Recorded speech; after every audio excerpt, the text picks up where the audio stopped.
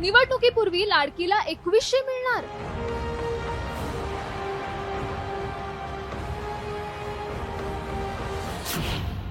लाडक्या बहिणींच्या मतांवर डोळा।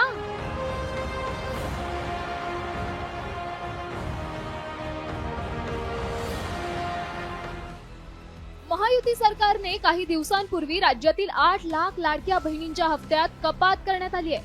त्यामुळे या 8 लाख लाडकींना 1500 ऐवजी 500 रुपये मिळणार आहेत। त्यातच महायुतीतील मंत्री हसन मुश्रीफांनी लाडकीला 2100 रुपये देणार असल्याचं आश्वासन दिलंय। मात्र आश्वासनांची खैरात वाटताना मुश्रीफांनी अजब विधान केलंय। मी तुम्हाला या युती सरकारचा एक मंत्री म्हणून ही योजना अजिबात बंद होणार नाही। 2100 रुपये करण्याचं वचन दिले ते योग्य वेळेला ते केल्याशिवाय जिल्हा